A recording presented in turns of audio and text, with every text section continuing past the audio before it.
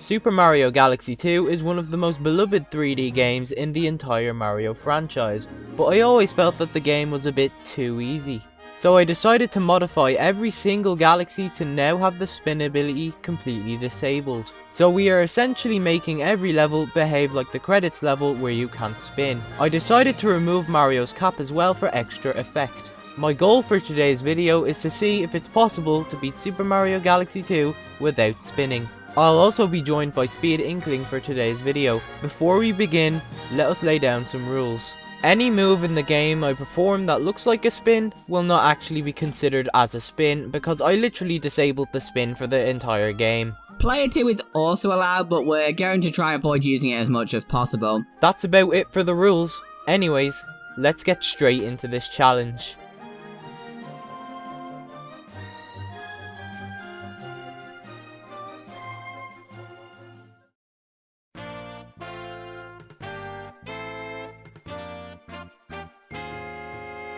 The intro of the game wasn't really difficult to move through, however I did discover that crystals could still be broken at certain angles and that launch stars can be used without any issues. This is just more evidence that using a launch star isn't actually considered as a spin. When I entered Sky Station 1, I was already stuck since this big massive crystal needed to be broken. I eventually figured out that I could skip the crystal entirely with a well-timed triple jump.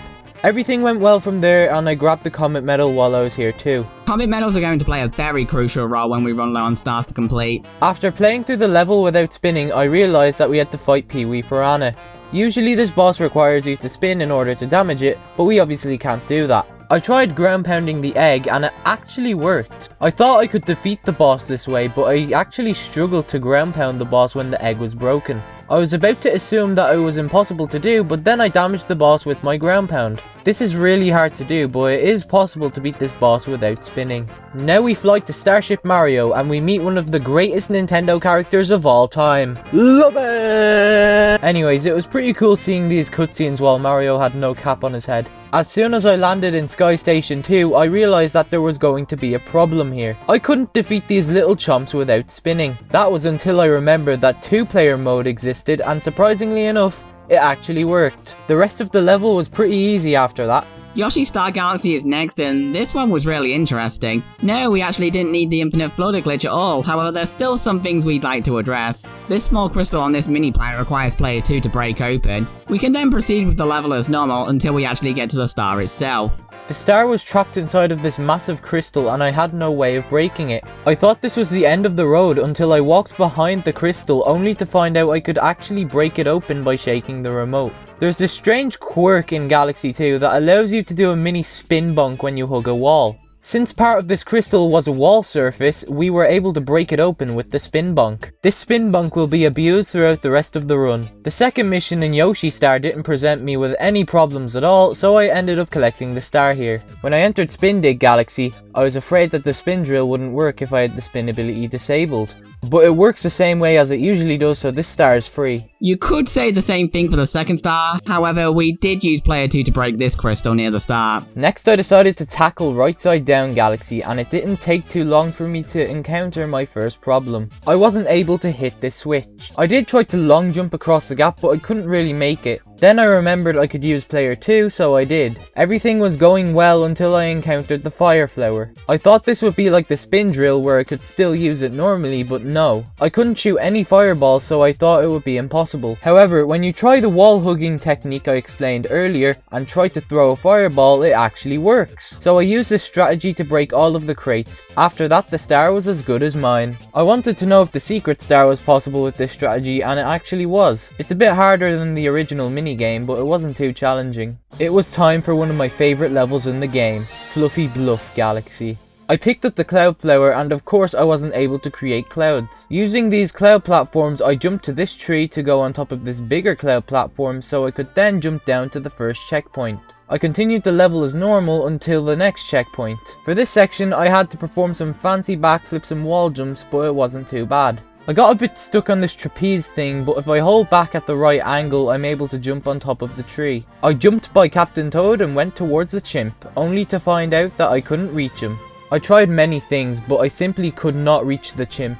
So I decided to get the secret star instead. After getting the coins required for this hungry Luma, I had to climb this massive tower. I discovered that I could use the spin bunk strategy to create cloud platforms against walls, so I was able to climb up and get the star. Even with this new strategy, I still couldn't get the first star in Fluffy Bluff Galaxy. I now had enough stars to face Bowser Jr.'s fiery flotilla, and it was actually really easy. First I did this epic gamer skip, and then I used player 2 to damage Gobblegut since I obviously couldn't do it myself. Once Gobblegut was dead, I went ahead and collected my first Grand Star. It was time to tackle World 2 and Puzzle Plank Galaxy was up. The first star was surprisingly easy, so I pretty much beat it on my first try. I was a bit scared when heading into Boulder Bowl since I thought the rock mushroom wasn't going to work, but to my surprise it actually did work. Since the rock mushroom was fully functional, I was able to get another star. Next I went to Hightail Falls and the first star here also had no issues, so we can move on.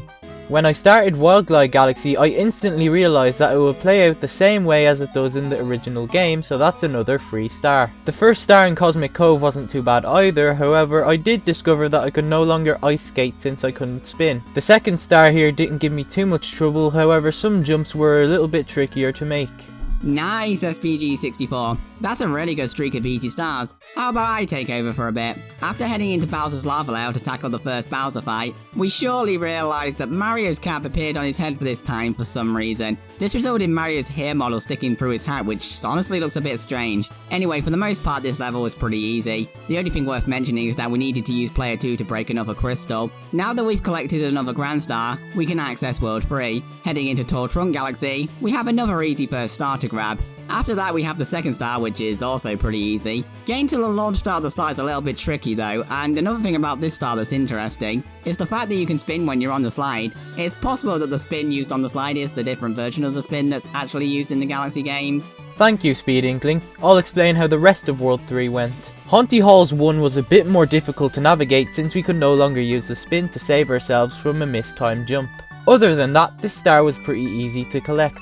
After I got that star finished, Luigi appeared on Starship Mario. I'll be allowing Luigi since he's literally part of the game and he may come in handy later. Haunty Halls 2 was easy and I even managed to make a leap of faith towards the Sling Star. Now let me tell you about Cloudy Court Galaxy. This level probably gave me the most struggle for the entire run. Since it was getting too stressful, I decided to actually leave this galaxy and head to Freezy Flake. Right away it seemed impossible because I had no way of hitting this Snow Goomba statue. However, there was still a bit of hope. If you have the correct angle and you try shooting fire against a wall on this little house, there is a very small chance that your fireball will go bouncing towards the Goomba statue. After many tries, I did actually shoot a fireball and it missed the statue. So I tried again and again and again and again, but then finally I managed to hit the statue. Unfortunately, I hit a dead end after that. There wasn't a single wall surface around the place that was letting me shoot fireballs, so I couldn't get past this Bowser statue. So I left Freezy Flake and decided to unlock Flip Swap Galaxy. Shaking the remote no longer flipped the platforms, but I still found the star extremely easy to obtain. After that, I realised there were some Comet Stars that I haven't done yet, so I went back to Yoshi Star to demolish some Spinies and bring home another star. Then I went to do the Sky Station Speedrun Comet, and this was actually really difficult. I had to nail this triple jump at the start and get the clocks as quick as I could. I also had to fight Peewee Piranha with ground pounds under a time limit. After several tries, however, I did obtain this star. Next I flew into Spin Dig to defeat Dig-a-Leg again, only to nab myself another star. Boulder Bowl's Comet was literally the same as it was before, so I had no issues here.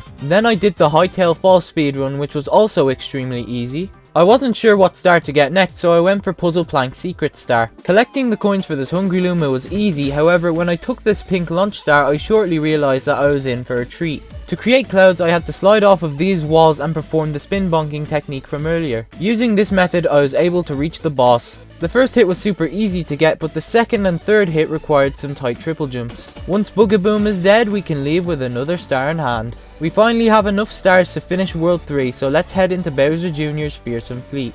The level itself is a bit more tricky to complete without spinning, but it was pretty easy for the most part. You could say the same thing for the boss fight too. Now that Buzz Lightyear is dead, we can finally move on to World 4. Supermassive's first star was really easy, and the secret star was also pretty much a joke. However, we came across a little problem in Honeyhop Galaxy. Normally we would need to spin to use this flower to get across to the next planet, but obviously we can't do that, so instead we're gonna have to carefully use the bee mushroom to fly across this gap. After that we can play the level normally and get another star. Supermassive's speedrun was basically the same as Supermassive 1, so let's just head to Starshine Beach. Starshine Beach 1 was a bit more difficult to complete, but with some careful planning you can collect another star here. We quickly flipped over to Flipsville 1 to grab our next easy star. Usually in Flipsville 2 you'd skip this spin drill by doing some backflips and spins. However, this time we actually had to use the spin drill, so we got a bit stuck digging through all this dirt for a while. Eventually we completed the mission and got ourselves another star to add to our total. After all that flipping out, I decided to go back to Starshine Beach only to collect another star. The only thing worth mentioning here is that I used the spin bonking technique to climb this cloudy tower. When entering Chump Works, I was thinking, oh, this is going to be extremely easy. Well, I'm happy to tell you that I was wrong, because this switch requires a spin to hit. Nah, I'm just kidding, we just use player 2 to hit it. If we do continue, however, we do get stopped by these flipping platforms, so that means this star is impossible. I decided to go back to Hightail Falls to get the secret star. It was extremely easy as usual, however, can I just mention how stupid these Kleptoads look? I fucking hate them. I was stuck looking for more stars to complete, so I decided to feed the Hungry Luma in World 2 to unlock Honeybloom Galaxy. I tried getting the secret star first, but I had no success, so I just got the regular star instead. Next I cleared the Gobblegut speedrun and it wasn't too bad either. Now that we have enough stars, we can access Bowser's Gravity Gauntlet. I actually had no problem with clearing this level, so now we can move on to World 5. Now that we've arrived in World 5, we can tackle Space Storm 1. Collecting this star gave me no trouble at all. After that, I went back to do the speedrun comet on Bowser's Lava Lair. It's just as easy as the first star, so we can progress. Upside Dizzy Galaxy was up and we decided to go for the secret star first. It's way more difficult than the right side down version, but with some skill you can collect this star. The regular star was way easier, so I decided to head to Boo Moon Galaxy next. This level was easy until I encountered the snake blocks. It was pretty difficult to stay on the blocks while they were moving since I couldn't spin to save myself, but with a bit of trial and error, I nabbed both the secret star and regular star in this galaxy. I decided to tackle Sand Spiral Galaxy next, and it was actually smooth sailing until I got to the Squizzard fight. I couldn't find a way to throw fireballs at him since there weren't any wall surfaces available. Thanks a lot, Squidward. It was time for the spooky Shiverburn Galaxy, and I was immediately stuck on the first planet. You would usually use clouds to cross this gap, but we obviously can't do that, so I decided to grab this very conveniently placed life mushroom and damage boost across instead. Since I was closer to the secret star, I decided to do that first. It was really hard to complete the skating challenge without skating, but surprisingly enough, it can actually be done, which means another star can be added to our total. We're not done here yet because we still have the main star to collect. There was nothing really threatening for the first half of this stage, but then I came across this octopus gang. To get past them, I just damage boosted through some lava again. I tried using player 2 to fight Prince Picante, but for some reason player 2 is actually unable to damage him. So unfortunately, this star is actually impossible. Since I was a bit stumped, I decided to go back to Cosmic Cove and get the secret star. Feeding the Hungry Luma was easy, but oh boy, this star was way harder than I thought it would be. I spent a solid 10 minutes trying to stun this rabbit with star bits, but eventually I sniped it and that meant I could add another star to our total. I went back to Boo Moon to do the second star and I could only get to the first Boo Mushroom. We can't go invisible with the spin disabled, so this star is automatically impossible. I was really running out of ideas, so I grinded star bits until I unlocked Beat Block Galaxy. The main star here was easier than the perfect run, so I had no issues here. After that, our boy Jibberjay decides to invite us to a race in Wild Glide Galaxy, and guess what? It was easy just like the first star. I thought Space Storm 2 would be the same as Space Storm 1, but I immediately got stuck at the switch. I couldn't really find a way around it, so I resorted to using player 2 to hit it. After that, the star was free. Mr. Gearmo had another star for me in Space Storm, so I quickly went and collected that. Once again, I was stumped, so I decided to go back to Honeybloom Galaxy to see if the secret star was actually possible. It turns out with a really precise jump, you can actually obtain the secret star. This was really surprising to me since I was actually convinced that it couldn't be done.